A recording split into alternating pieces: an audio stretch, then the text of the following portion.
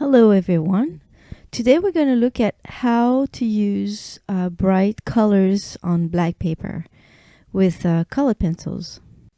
If you've used your color pencils on black paper before, you might have noticed that some colors don't pop out as much as you'd like them to be because they are a bit more transparent than others.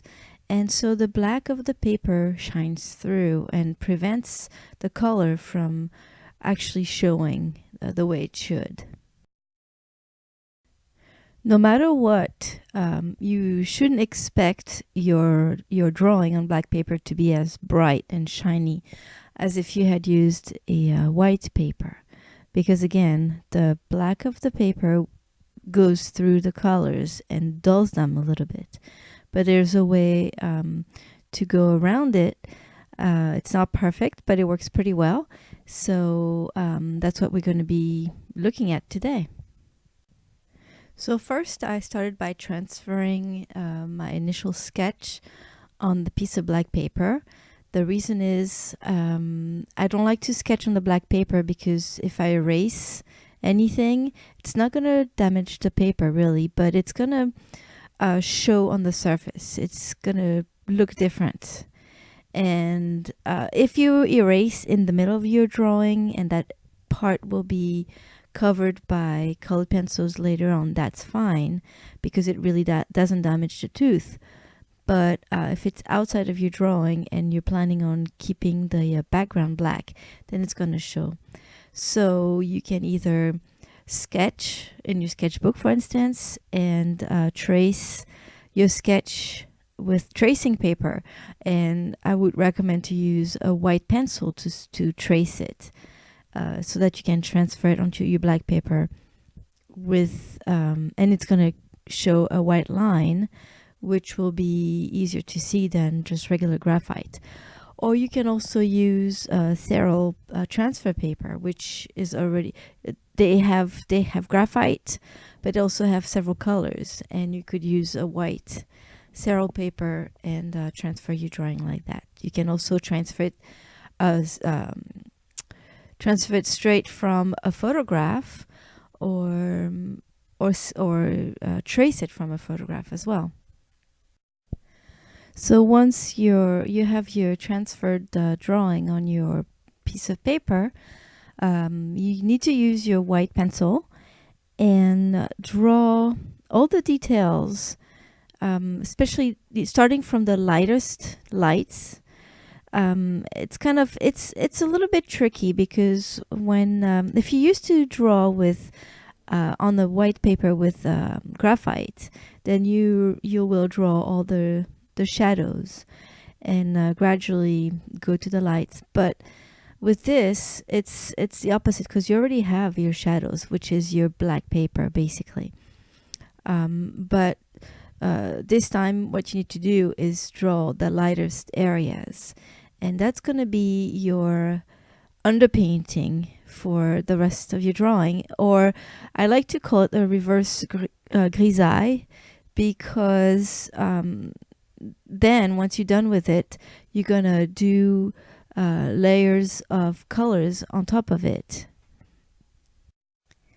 What you need to do at this stage of the drawing is look carefully at your reference photo, because you need to establish all the major shapes of your subject. So this is a little bird.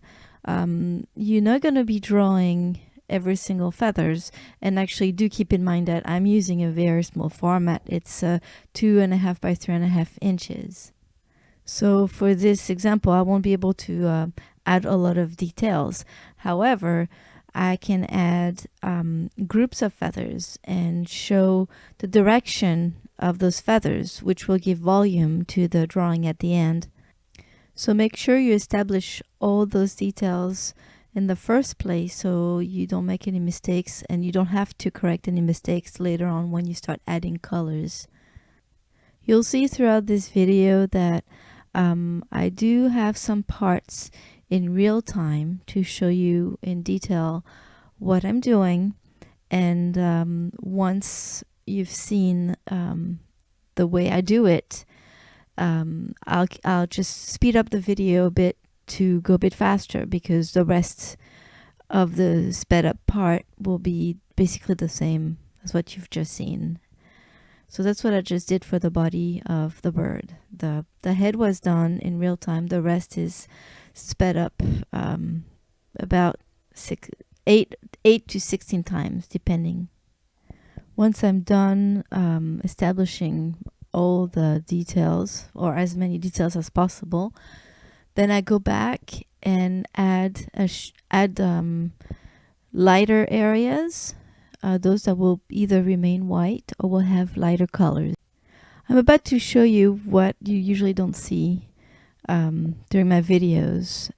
So I usually have my reference photo in Photoshop, and so I can zoom in and look at all the details if I need to. And also I use the eyedropper to find the colors that I need to use. I'll click on an area of the photo and it'll show me a color, and then I refer to my color chart and see which pencil is the closest.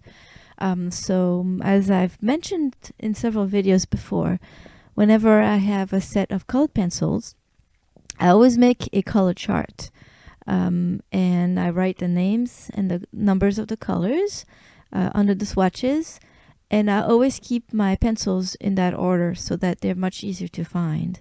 So in this little part here, you'll see me looking up at Photoshop, checking out all the colors that I need, and then looking down at my chart and selecting the pencil that I need. So now off screen, you don't see it, but I have a pile of pencils that I will need while I'm making this drawing. And they're all set. I might not use all of them, but I'm probably not going to need any more than those that I selected already. It's a very useful tool. It saves me a lot of time, saves me a lot of guesswork, and overall it just makes it simpler for me. Next step is to start adding glazes on top of the white underpainting. So what I mean by that is that I'll pick the colors and I'll go over the white very lightly, just to tint it basically. And I establish where all the colors are, and that layer, that new layer that I'm adding over the white drawing, will be to just establish where all the different colors are. I'm not adding any more details. I'm just blocking the colors, if you will. You really have to remember that you need to keep a light hand all the time. And that's from the beginning, from the transferring your sketch to starting to add the details in white. And every time you put the pencil on the paper, basically, you need to do it very lightly. Because if you start pushing too hard on your paper, then you're gonna squish the tooth of your paper, and you won't be able to add any more layers after that. So the goal is to be able to add as many layers as you can, so that you can give it a very rich effect, and add all sorts of different colors on top of each other. And that's how your drawing will come to life. One thing you might have noticed is that I'm always sharpening my pencils. And that's another very important thing you need to remember. You need to keep your pencils sharp all the time. It doesn't matter how big your drawing is. Again, I'm working on a very small drawing this time, so of course, to make sure my details are as best as it can be, I need to keep my pencil sharp. But I also do it when I use bigger pieces of paper to draw on. To me, it's very important, and it also allows you to fill in the little gaps between the teeth of the paper without squishing the teeth. My black pencil can be as important as the white one. I use it to add details and get some blacks back if I went over some spots where with colors where they should have stayed black. I also use it for the shadows sometimes. Sometimes I use a darker color of the shade I'm using, but sometimes I just use black. But again, I use it as a glaze, so I use it very lightly, and so that I can add more colors over it, and it doesn't really look like I put black on top of all the other colors. In the case of this little bird, I also used it at the edge of the feathers to add a little bit more shadows and show that the feathers are overlapping each other. Again, very light pressure, so it's just a glaze. But I also used a couple other pencils for the shadows. I used the indigo blue and the dark brown. But when I wanted something a bit darker, then that's when I used the black. If you remember, earlier in this video, there was a list of supplies, and one of them was mounting putty. So I rarely use an eraser when I draw on black paper. If I need to lift some colors, I will use the mounting putty, which is a little stickier than a kneaded eraser. So lifting the colors will allow me to add more layers of the right color that I need to use. But what I mostly use my mounting putty for is to keep my paper clean. When you use colored pencils, there's always little flecks of the pencil core that goes all over the place, especially after you're done sharpening your pencils. Or even if your tips are a little bit too pointy, and as you apply them on the paper, they might break a little bit. So anyway, often you'll find some pieces of pencils on your paper, and if you try to dust them off with your hands or your fingers, you risk crushing them onto your paper, and that is a pain to get rid of after that. So you can either use a drafting brush, which is nice and soft and works very well, or if sometimes they're a little bit attached to the paper, so the dusting brush might not get them all, but you can use your mounting putty and gently dab on them, and they'll stick to the putty and come right off your paper. So throughout my drawing, I always do that because I really like to keep my my drawing nice and clean, especially the background. When it's black, every single dust particle shows on it. So I'm as careful as I can with that. Here again, you see me adding shadows and details in darker colors to help build the volume of the drawing. Once I'm done with this step, I usually add a layer or two of a fixative, which will restore a little bit of the paper tooth, and it allows me to add more pencil layers. I just changed pencil sharpeners because the other one was getting a little bit dull, and it was getting harder to sharpen my pencils well. If you use colored pencils regularly, that's something you have to do often. Don't keep using a sharpener if it starts getting dull.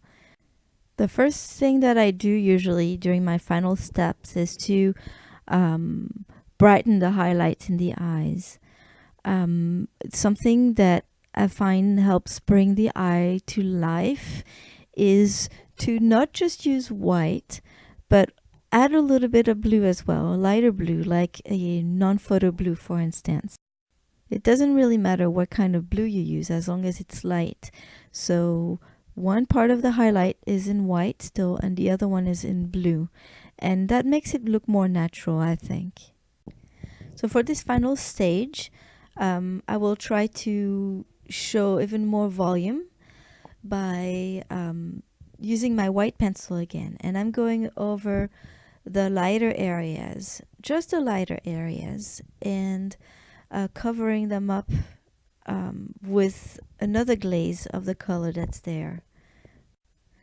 At this point, because I'm almost done and I won't necessarily need to add more layers after that, I allow myself to push a little harder on the pencils to establish the colors and the shadows and the lights as best as I can.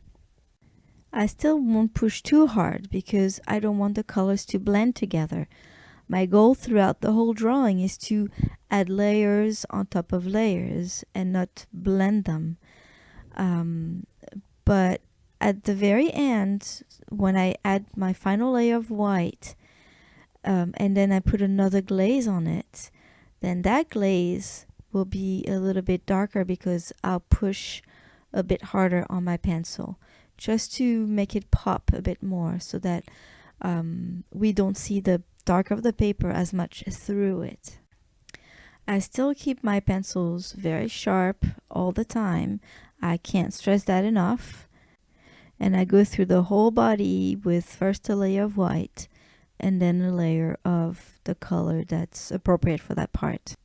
If for some reason you've pushed too much on your pencil and there's no way for you to add any more layers, even with a fixative, keep in mind that you can always add layers of fixative at any time during your drawing. It usually helps restore a little bit of the tooth and helps you add a few more layers of pencil. But if you've come to a point when that doesn't help anymore, you can always use the mounting putty and dab lightly on the area where you want to fix the drawing. It's going to remove a few layers of pencils and then you can add more and correct your mistake if you've made a mistake. So keep adjusting the darks and the lights, always referring to your reference photo, and keep working on it until you're satisfied. I hope you'll find this video useful, and if you have any questions or comments, I'll do my best to answer them in a timely manner.